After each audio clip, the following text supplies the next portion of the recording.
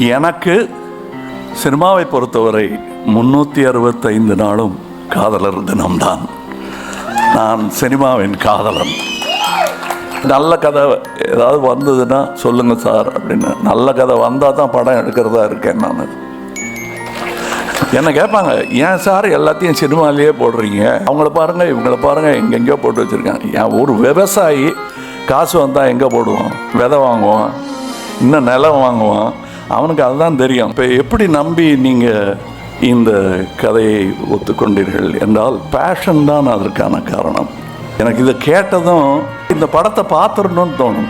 Cinema ரசிகனின் உண்மையான அடையாளம் இதுதான்.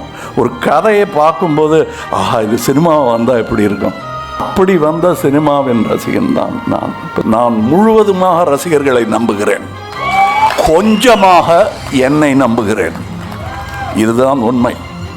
நானும் அதில் ஒருவனாக இருந்தவன். அந்த இனத்தின் குணம் எனக்கு புரியும்.